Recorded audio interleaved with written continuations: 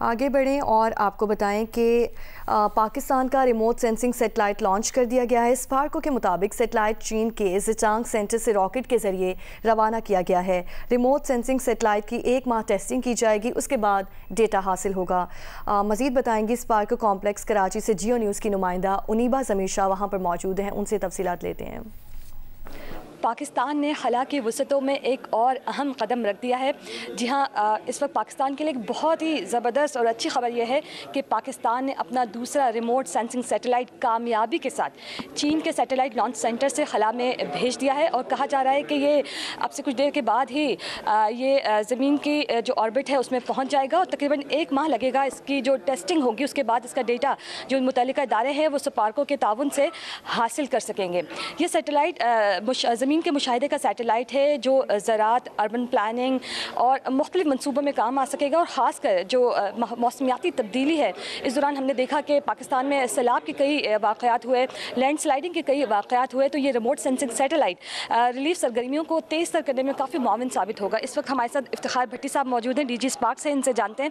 Sir, climate change के हवाले से हमें बताइएगा, क्या किसी भी डिज़ास्टर आने के बाद ही क्या रिलीफ एक्टिविटी के लिए ये काम आ सकेगा या हमें डिज़ास्टर आने से पहले भी ये आगाह कर सकेगा?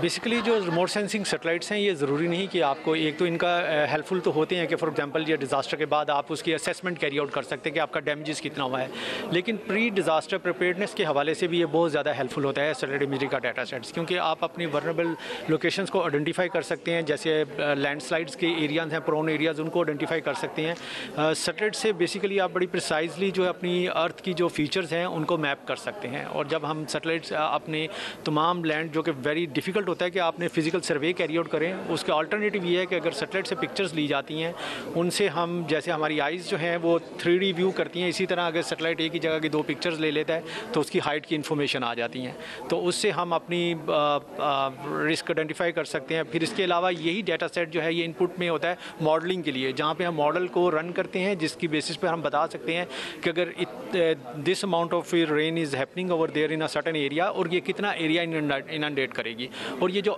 पानी आ रहा है ये कितना आएगा और कितने एरिया को ये इफेक्ट करेगा। ये तमाम की तमाम जो एस्टिमेशंस हैं वो इस सैटेलाइट से कैरी आउट की जा सकती हैं। अच्छा सर, क्योंकि दुनिया में ये टेक्नोलॉजी नहीं है, काफ़ी ममालिक इस सैटेलाइट को पहले ही भेज चुके हैं पाकिस्तान के, लेकिन बहुत बड़ा कदम है कि दूसरा रिमोट सेंसिंग सैटेलाइट खला में भेजा गया। पहले हम दूसरे ममालिक पर निसार करते थे, वहाँ से डेटा हासिल करते थे जो काफ़ी महंगा पड़ता था।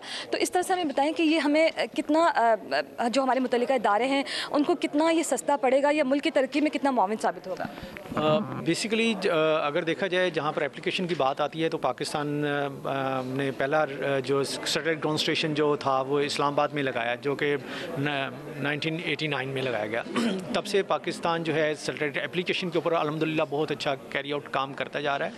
और ये जो हमारी एप्लीकेशंस हैं, मतलब at of the across the board, यानी कि नेशन वाइड और in the rest of the world they are same. और जो पाकिस्तान का ये चौथा सैटेलाइट है रिमोट सेंसिंग अगर देखा जाए, जो 2018 में भी हमने लॉन्च किए थे PRSS-1 सैटेलाइट और PAKTIS-1A सैटेलाइट, वो भी रिमोट सेंसिंग थे। और